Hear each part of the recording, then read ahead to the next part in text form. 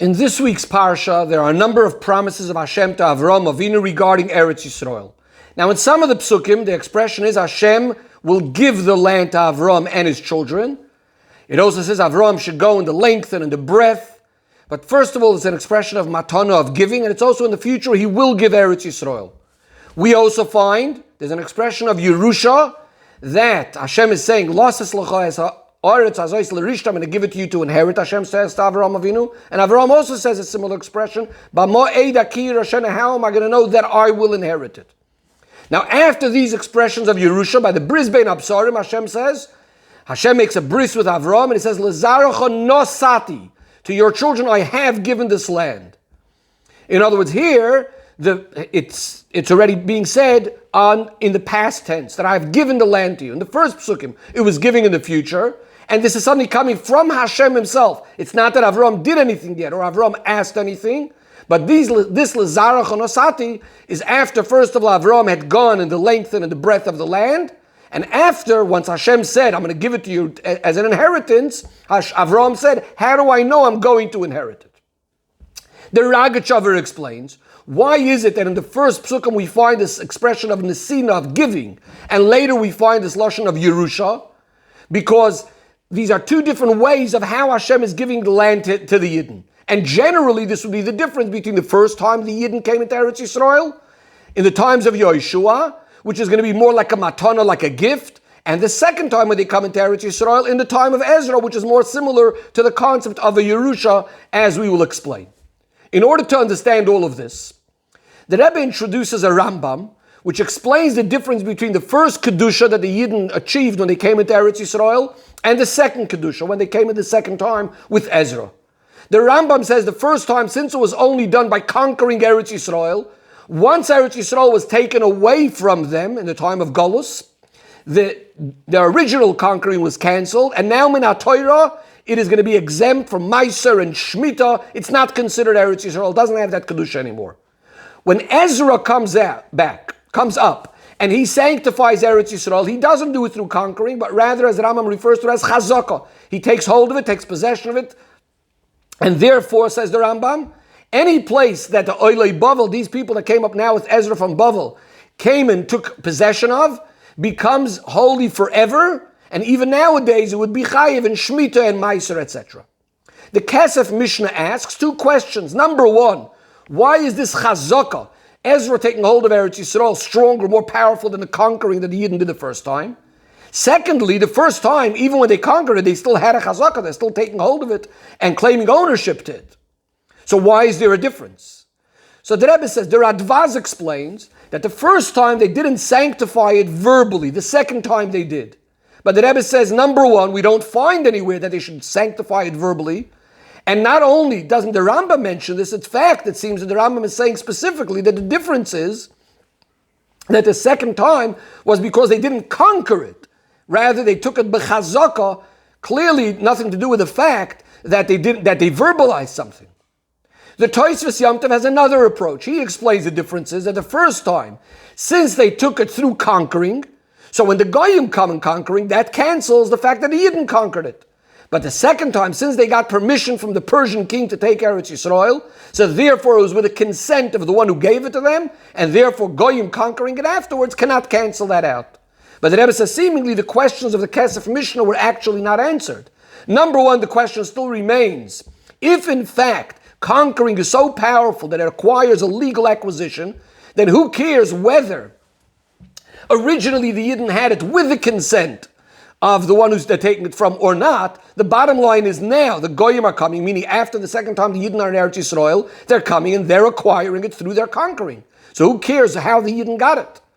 Number two, says the Rebbe, even the first time the Yidden took Eretz Yisrael through Yeshua, there were also certain portions of Eretz Yisrael, the Givonim, gave away their cities to the Yidden, and yet we don't say regarding their cities that since it was taken with their consent, so now the Kedusha is going to remain forever. The Tosfos Yom Tov goes on and says, you might ask a question that after all, the first time Hashem gave the Yidden Eretz Yisrael, so why should the Goyim be able to take it away through their conquering it? So the Tosfos Yom Tov says, yes, just like Hashem gave it to the Yidden, the Nevi'im also said that these people are going to come and destroy the Beis HaMikdash and take away Eretz Yisrael. So too there's a prophecy that Koirish will then come and take Eretz Yisrael and return it to the Yidden, etc.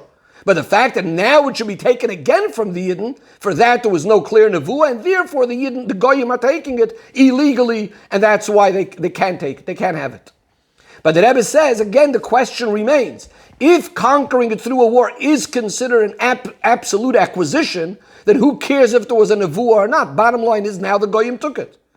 And if what the Tosfos Yom Tov means is that when Goyim are conquering, that's not a proper legal acquisition, and rather it's just that the first time was based on nevuah, and that's why Nebuchadnezzar was able to take it, whereas the second time, when Eretz Yisrael was taken, was not taken in a legal way, but that doesn't fit with what the Rambam says. The Rambam says that the reason is based on how the Yidden took it, whether the Yidden took it through conquering or through Chazakah.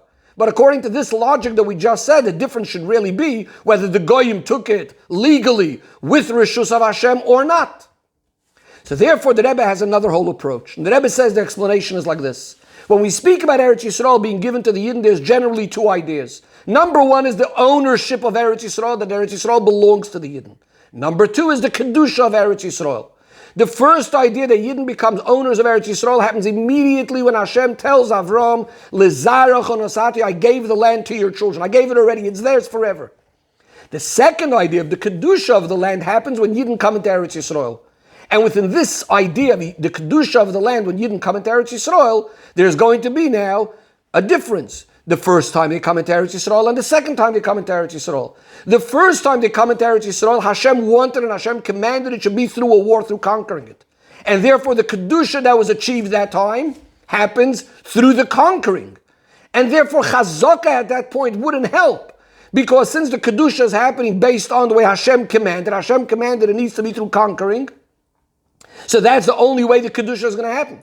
Furthermore, says the Rebbe, as soon as the Yidden come into Yericha, which is considered the lock to Eretz Yisrael, once you have Yericha, you have all of Eretz Yisrael, automatically that causes a Kedusha in the whole of Eretz Yisrael, and therefore it's not going to make any difference in the world if you now go ahead and make a Chazakah. Whereas when they come in the second time through Ezra, then it was the Ratzon and the Tzivu, you had the command of Hashem, then that the Yidden should settle it, should take possession of it, not through war, and therefore the Kedusha then happens through that Chazakah that the Yidden are taking hold of it. Now we can understand why the first Kedusha could be nullified and not the second one. Since when they come into with Yeshua, the whole Kedusha is based on that the fact that they were told to conquer it. What does the idea of conquering mean? You're taking something from someone else against his will. In other words, the command itself is telling you that previously someone else owns it, and now you're going to have to overpower them, overcome them. And the Kedusha of Eretz Yisrael is going to be based on this fact that you overpowered them. So if that overpowering of the Goyim was cancelled, was nullified, now the Goyim took it back, so that Kedusha is also cancelled. Whereas the second time the Yidden come into Eretz Yisrael, where they're taking it in a way of Chazakah. What does Chazakah mean? I'm not taking something that belongs legally to somebody else. Chazakah means it's absolutely mine. I'm the full owner of it. Not that I'm taking something from somebody else. And therefore the Kedusha that comes from that Chazakah is also connected with this fact. They came back to Eretz Yisrael. Eretz Yisrael was always theirs. This is the way they're taking it. And the Kedusha is based on that as well. So the Kedusha will never be bottled. That means just like Eretz Yisrael will always be Eretz Yisrael and will always be the Yiddins and was always the Yiddins, so to the Kedusha based on that sort of Chazakah, it could also never be bottled. Says the Rebbe, this idea can also be connected with the way Pnimi Yisrael Yanim understands the difference between Kedusha Rishon and Kedusha Shniya. Chassidus explains it.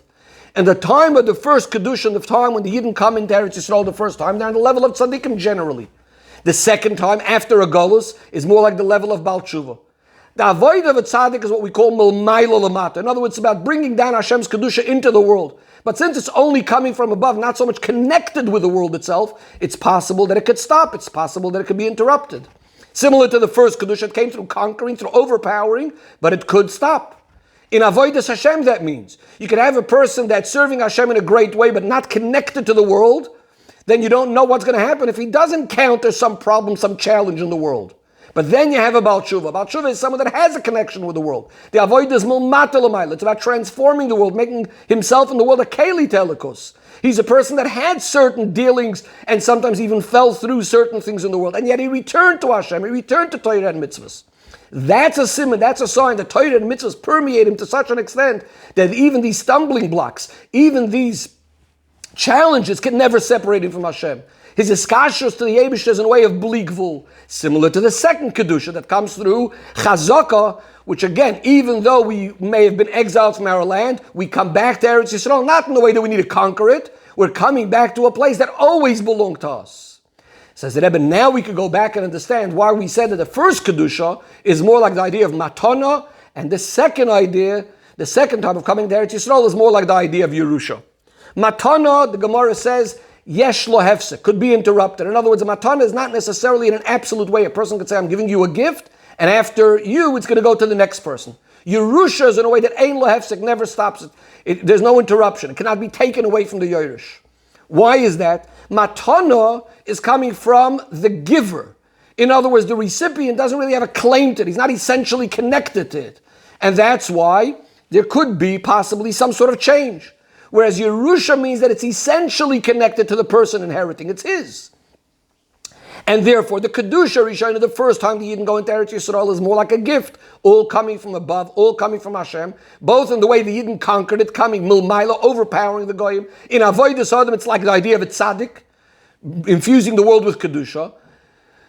But again, that's more like the Matana perspective, Matana attitude. Whereas the Kedusha Shniya, the second time the Yidden come and sanctify the land, this is in the way of a Chazaka. This is saying that Be'etzem, in essence, Eretz Yisrael belongs to the Yidden, both in the way they settle Eretz Yisrael. So we said in Avodas Adam, that's like the idea of a Baal Tshuva. And now looking back at the Psukim, we'll see that that's why in the first promises, where Hashem says, L'zaracha etein, l'cho etnen, I'm going to give it in the future, that's because the first Kedusha is based on that the conquering, the way they conquered it, but it means their connection is only going to start in the future when they will conquer Eretz Yisrael, so it's something of the future. Whereas the second time, after the idea of Yerusha was discussed in the Torah, then it suddenly says, L'zaracha nasati, I have given it to them, because it's about revealing that really, Eretz Yisrael always belonged to the Yidden. It's not something of the future, it was always the Yidden's from when Hashem promised it. Says the Rebbe, now all of this is regarding the Kedusha of Eretz Yisrael. How Eretz Yisrael, the first time it's with that way of matana and it can be interrupted, the second time a way of Yerusha without interruption. But the actual ownership of Yidden of Eretz Yisrael is constant all the time in B'tachas HaShleimus. Hashem gave it to Avraham in a way of a krisas bris with a covenant that can never be changed. Even when we were exiled from our land, it's always ours. From this we understand there's never any room for negotiations, for doing business with Eretz Yisrael and about Eretz Yisrael. Because Eretz Yisrael belongs to all Yidden and every single Yid. No one can give up a part of Eretz Yisrael. In addition to the fact that it's against the will of Hashem, because Hashem wanted to give it to us. And when we stand strong with this, and the strength is coming because Hashem is the one that's giving us that strength. We know that it's Hashem. Then surely we're successful until we fulfill the promise that the Goyim themselves will assist the Yidden even while the Yidden are in Golos. And that will for sure speeden up and hasten the Bias HaMashiach when we'll have all of Eretz Yisrael. Not only the 7 nations, but also all 10 nations. B'meheir of Yameinu Mamish.